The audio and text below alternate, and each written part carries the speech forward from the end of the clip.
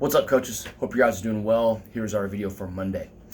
So this will round out our first week of the second half of the horsepower cycle with our strength days. We've done the squat, we've done the floor press, and now this will be a very similar approach to the deadlift. Warm-up protocol remains the same. Introduce the deadlift, talk about how the weight is going up and the reps are going down, talk about how it's going to be used within the confines of those 3 tracks, and then get in a couple of warm-up sets of the deadlift alone, and then introduce the other 2 movements. The behind the neck PVC press from split. Make sure you watch the press from split. He's pressing from the front rack position. We want to press from the back rack position because that's where we're going to be doing our jerk drops from.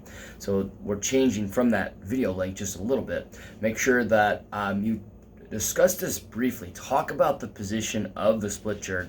So the way that I would address that, I would simply say the way we're going to address the split is we're going to get into our natural squat stance.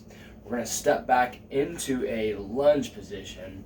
I'm going to drop the back knee. I have a 90-degree angle with the knee over the ankle. I have a 90-degree angle with the hip over the knee, and then I'm going to come halfway up. All right, so this would be a basic split jerk position. Now, from my experience and personal comfort, I know that I like my feet a little bit wider here.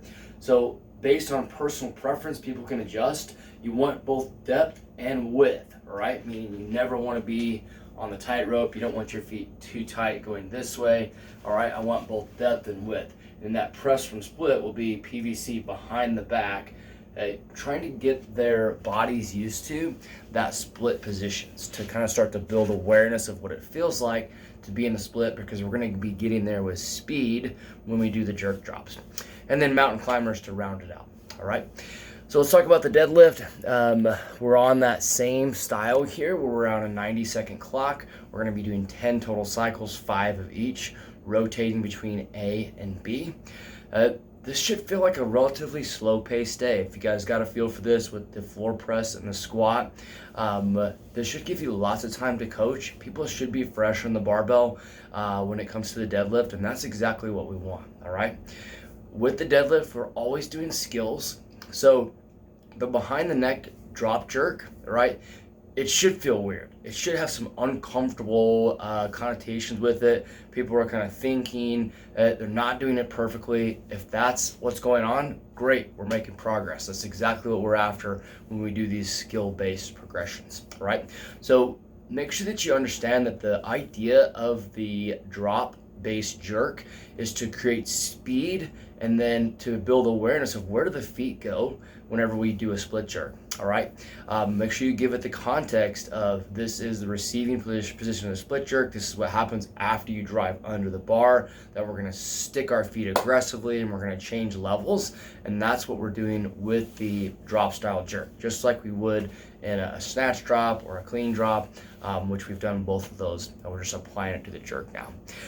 Make a note here, if you have lots of advanced athletes in your class, or if you just are running out of equipment in terms of you want to do an empty bar for the jerk drops, but you don't have the empty bars available, then go ahead and add dumbbells. You can do a drop jerk with dumbbells. It'll take a little bit more of an advanced athlete to do that, but that's an option if you need to for your equipment, all right?